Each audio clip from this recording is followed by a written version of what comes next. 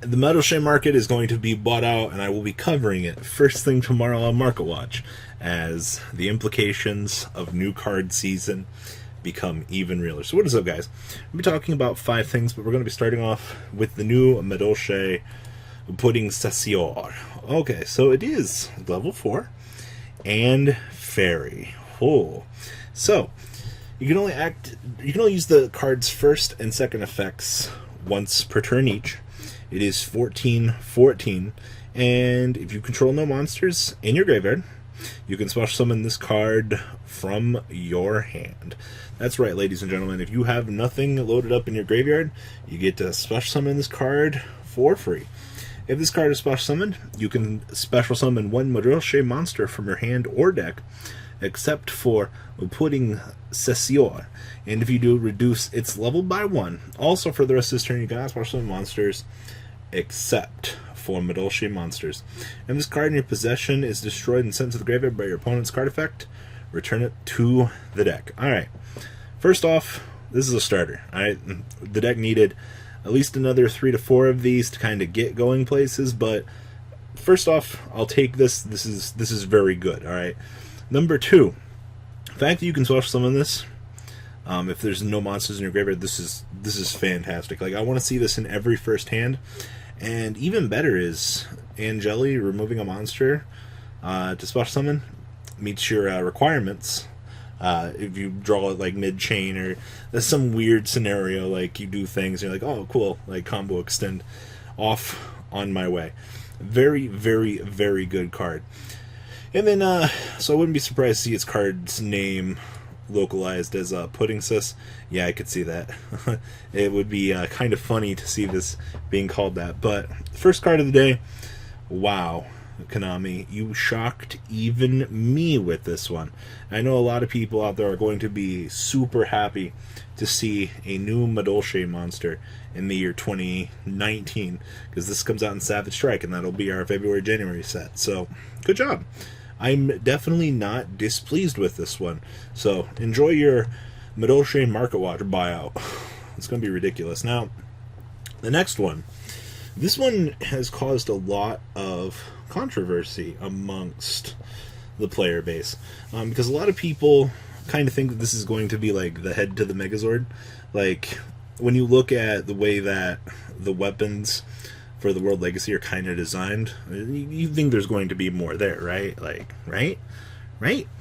So it's 2,500, 500. So you can only use the first and third card effects with this card's name once per turn each. Okay, so remember that. So if a link monster you control is destroyed by an opponent's card effect and sent to the graveyard, you can send this card from your hand to the graveyard and then target one of those linked monsters and special summon that monster. So let me reiterate this. If a link monster you control is destroyed by your opponent's card effect and sent to the graveyard, you discard this, choose one of those link monsters, and revive it. This does not limit it to just the one monster destroyed. Like, if multiples are destroyed, you can beam out any of them. Alright, that's pretty cool, right? This card can be treated as true tributes for a tribute summon. I don't know why they included this effect. I actually like this. Being able to count this as 2 tributes is actually relatively interesting. I don't know for what point we're going to be using that effect for, but it's there. And if your opponent special summons a monster from the extra deck, while this normal summon set card is in the monster zone, you can send one monster from your deck to the graveyard. Interesting. I also like this clause. It gives you a reason to want to commit this to the field. So this card's name is a play not on Noah's Ark, but the Ark of the Covenant, effectively the most holy relic in Judaism, once stored in the Temple of Jerusalem before it was plagued and ransacked. It contained the manna from God, the 10 Commandments, and the holy staff of Aaron. I'm going to be curious. Once again, I want to see where this card is going. The fact that I can revive, or use this as a hand trap to beam back a link monster that my opponent effectively tries to out. Very, very interesting. Also, this 2 tribute clause still has me curious.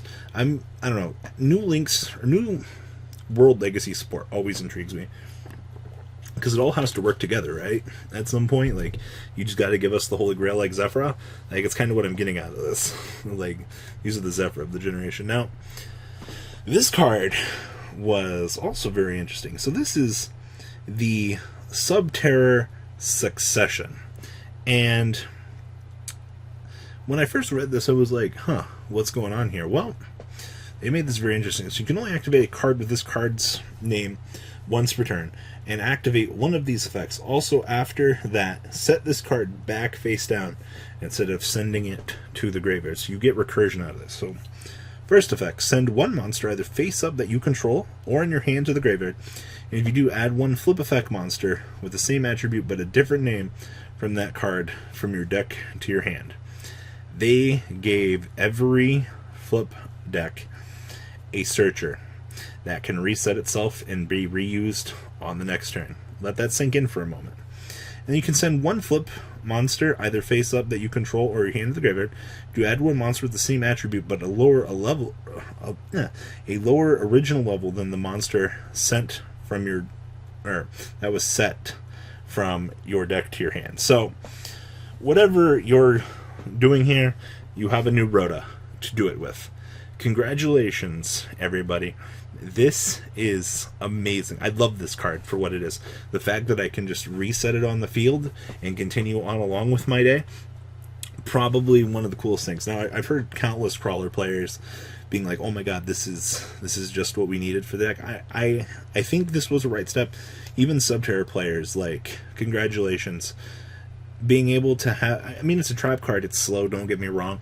I'm just looking at the optimistic side of this where, you know, unfortunately, you take what you get.